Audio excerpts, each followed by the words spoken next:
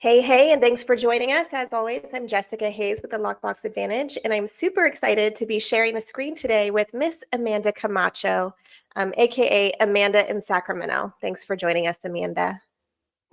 Hi, thanks for inviting me. So, just to kind of give you guys an idea of the plan, we are going to be going over a really, really cool prospecting slash database mining system that Amanda has put together, and we have coaching clients leveraging to the tune of big commission dollars. And so we just really wanted to share the ins and outs of this system called the watch list with you. So, Amanda, do you want to kind of give us the high level overview of what is the watch list? Yeah, thanks. So, in general speaking, the watch list is a living database that's a sort of a supplement to your everyday database, but this is a specific opt-in database who wants to keep an eye on off-market properties that you're coming across from sellers you're speaking with, people you're engaging with.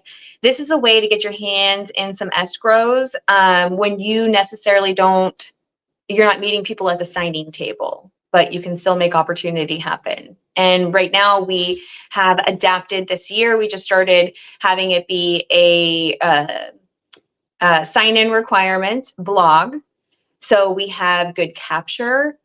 We have a living landing page that feels like it is instant and it is accurate and up to date. So it's really good to feel like you have a tangible touch to the prospecting you're having and the conversations in a way to put it in a visual perspective. Love it. So I would love to show it to you, but unfortunately, my computer is just not loading the system. And so I will talk through But it just for the sake yeah, of sharing it. Um, I think originally this was kind of an adaptation and even like a one up of Sharon Srivatsa's Deal of the Week, right? And the idea is that mhm, you wanted to create a database of properties that was exclusively for you and your subscribers, your people, your circle, which made it really, really easy to then add people into your circle. Right. So instead of just promoting these properties, yes, we're still going to promote these properties as opportunities, but we're also going to say, hey, if you are looking for a home like this one, we have a whole database of off market properties with owners who are willing to consider an offer now or in the near future. And mhm. is that something that is of interest to you? And if it is, hey, go ahead and sign in here. We'll get you your exclusive peek. And I want to make sure that that's super clear to everyone. So this is not coming soon properties, which No. obviously would pose a huge issue with a lot of MLSs in the US, right? Because there's all kinds of friction around coming soon marketing, but that's not what this is. So these are houses that are not on the market, are not necessarily planning to go on the market, but the owners are, you know what, willing to consider an offer if you have one. Right, Yeah, right. that's And exciting. and they don't have to be your listings. They Mhm. don't, in fact, here in California where I am, once I sign a listing agreement, I can no longer have them on the watch list. They have to be removed and taken down. You have to follow your state rules. So this is Mhm. actually the door opening to a much better conversation. But we have these conversations all the time. We hear about properties that might be coming on or agents we know that have a signed listing that's going to be going live next month.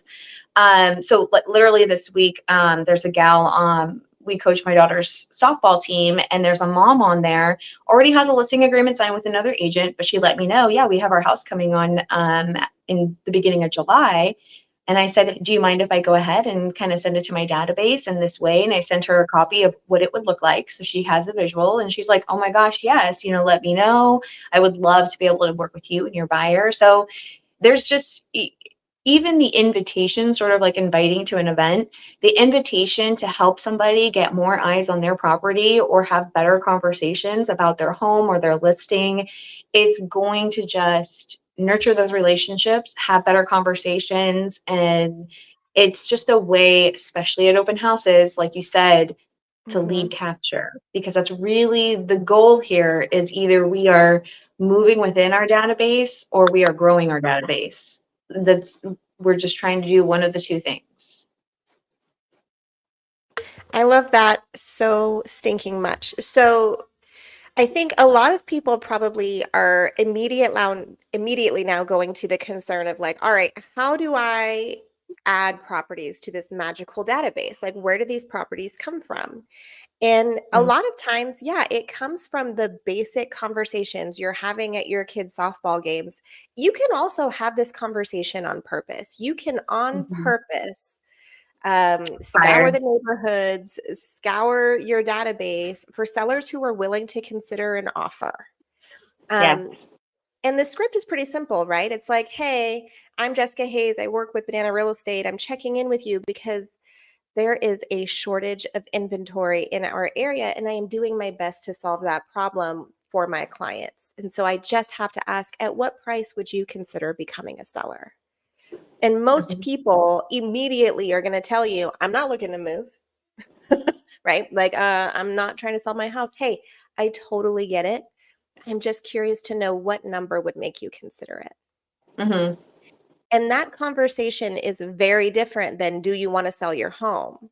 That conversation is, what price would make you sell your home? And that opens the conversation to, hey, okay, so you're looking for $800,000. If I were to bring you a qualified buyer at $800,000 who I believe could potentially be a good fit for your home, would it make sense for us to arrange a showing?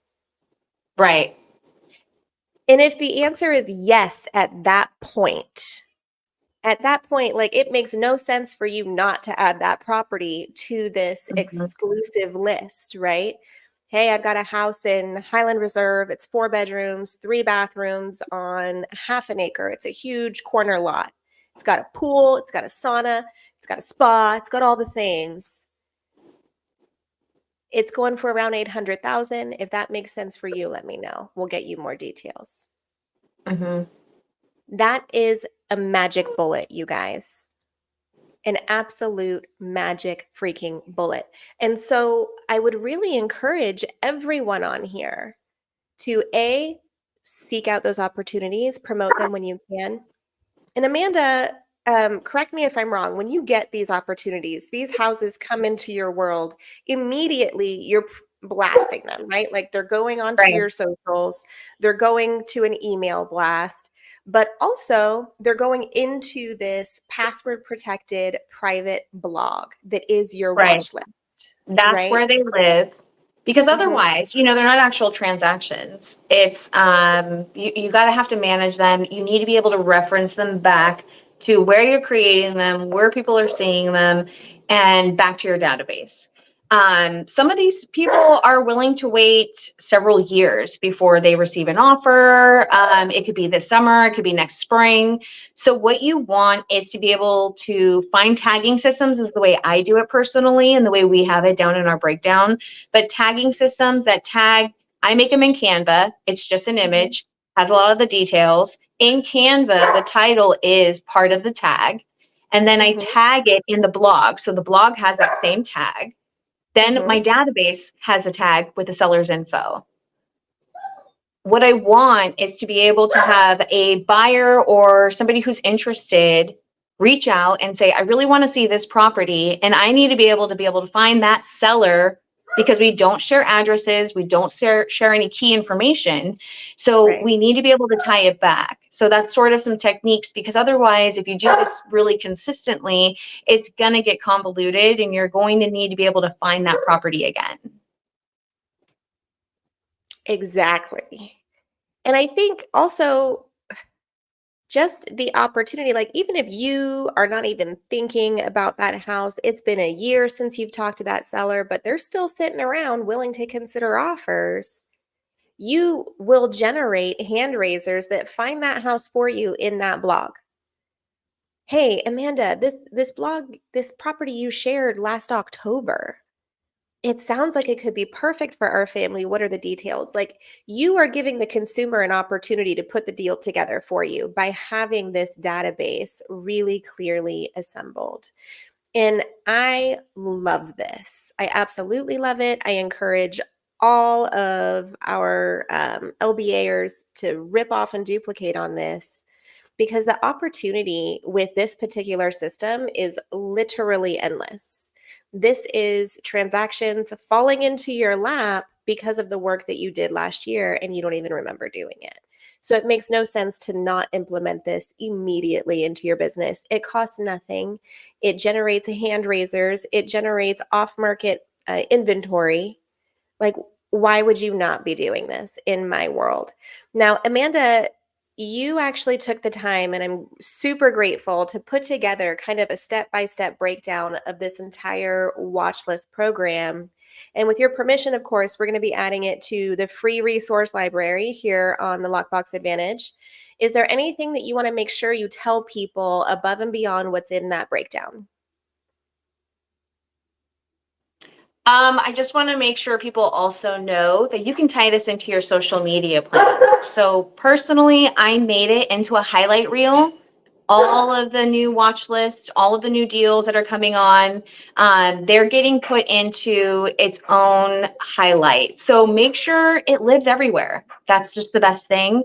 And then make sure you're updating the sellers so they feel like you're working for them. I mean, it's just going to generate great conversations. And really, there's nothing wrong that can happen here as long as you're staying within your state's compliance, of course.